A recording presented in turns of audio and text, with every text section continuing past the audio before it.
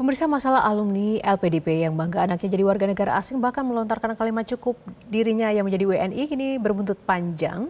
Masyarakat geram karena menilai tidak ada tanggung jawab moral dan juga nasionalisme dalam diri Dwi Sasetyaning Tias meski pendidikannya sudah dibayar dari uang negara. Ditambah lagi suami Tias yang juga sebagai penerima beasiswa negara itu diduga belum memenuhi kewajibannya untuk berkontribusi di Indonesia.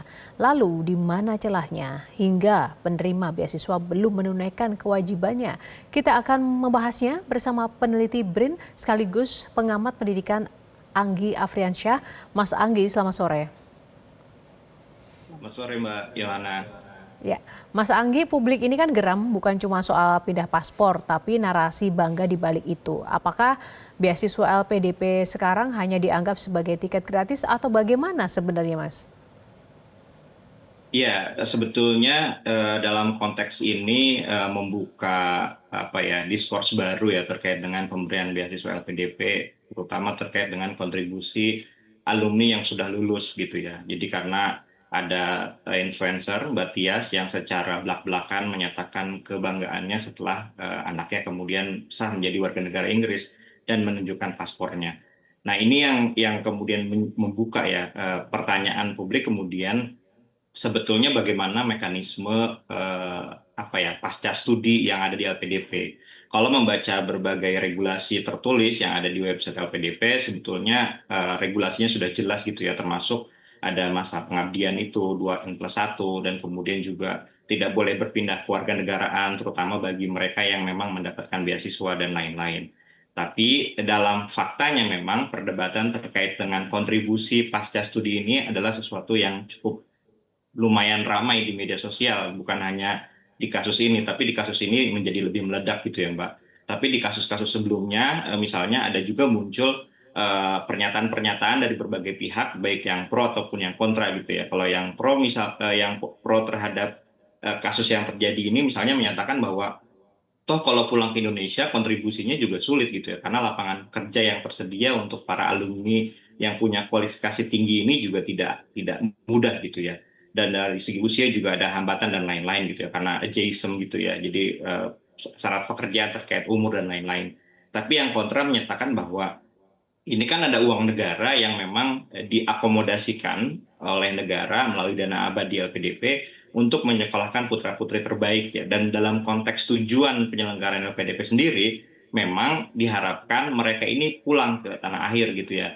Nah, perkara kontribusi ini yang kemudian jadi subjek untuk debat gitu ya. Karena ada juga yang bilang bahwa toh kontribusi itu bisa dari luar gitu ya. Nah, ini yang kemudian dalam tahun-tahun terakhir kalau saya lihat aturannya mereka yang sudah selesai studi tapi masih ada ikatan 2N+1 itu juga tetap bisa melanjutkan postdoktoralnya secara resmi gitu dengan proses perizinan gitu ya.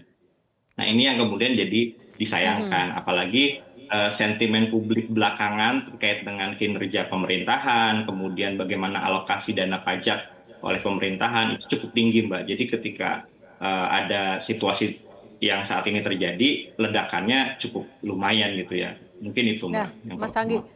tadi kan kita bicara soal kontribusi ya, ada pro dan kontra, di mana ini juga menyeret suami Tia sendiri yang diduga juga belum Ya, menyelesaikan betul. kewajiban kontribusinya. Nah, artinya ini kita bicara sistem ya, sistem LPDP ini kenapa bisa kecolongan dan di mana sebenarnya celahnya? Apa yang benar-benar harus diperhatikan? Nah, ini yang kemudian juga jadi pertanyaan publik gitu ya. Karena setelah kasus ini mencuat, banyak orang-orang kemudian bertanya gitu ya, bagaimana mekanisme pelayanannya. Kalau secara regulasi saya baca di berbagai websitenya LPDP, mekanisme kontributor setelah kontribusi setelah pulang itu ada gitu ya Mbak ya. Cuma memang yang kemudian menjadi pertanyaan adalah bagaimana sebetulnya poin-poin kontribusi ini dianggap sebagai kontribusi gitu ya. Karena sebetulnya untuk konteks beasiswa LPDP ini termasuk cukup longgar kalau menurut saya. Yang jadi catatan pertamanya adalah kembali ke Indonesia gitu ya pasca studi dalam rentang beberapa hari ya, 90 hari kalau tidak salah gitu ya. Dan dalam konteks kontribusinya mau kontribusi di pemerintahan bagi mereka yang pegawai negeri gitu ya, TNI Polri dan lain-lain, ataupun di bidang industri swasta dan lainnya itu tidak terlalu mendapatkan perhatian gitu ya. Maksudnya yang penting berkontribusi secara konkret di masyarakat. Makanya ketika Mbak Tias mencoba memberikan argumen lain ketika bicara soal kontribusi, dia memberikan portofolio dia selama berkontribusi di ruang publik di Indonesia gitu ya.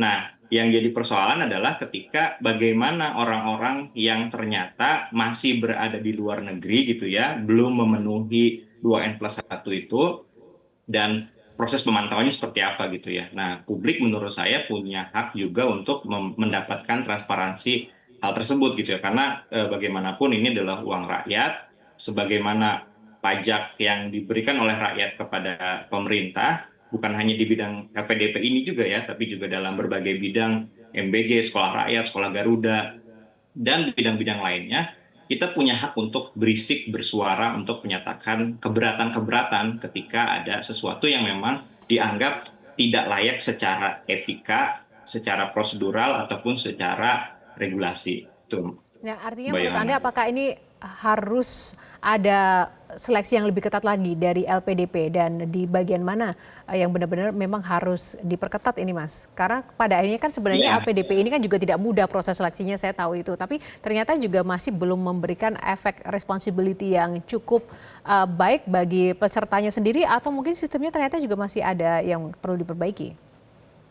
ya, saya lihat memang yang seperti Mbak Yohana sampaikan tadi ya. Jadi secara seleksi itu udah susah, susah ya, tidak mudah bagi semua orang. Sehingga ketika ada konteks saat ini seorang influencer kemudian menyatakan secara terbuka seperti itu, orang kemudian menjadi ramai gitu. Karena memang banyak juga yang tertolak di beasiswa ini.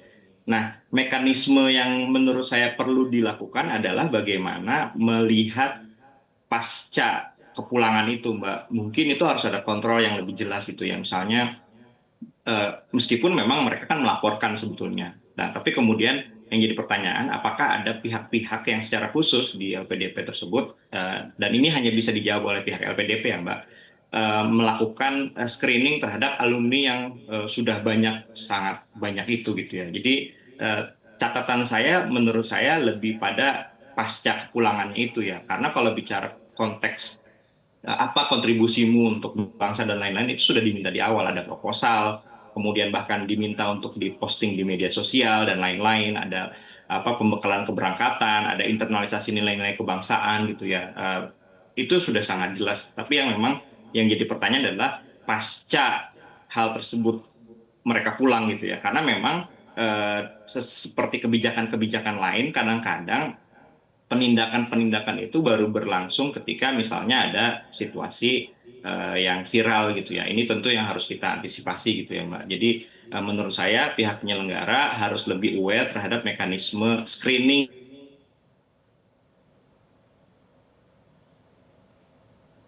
Ya, Mas Agi masih bersama kami? distribusinya dan lain-lain.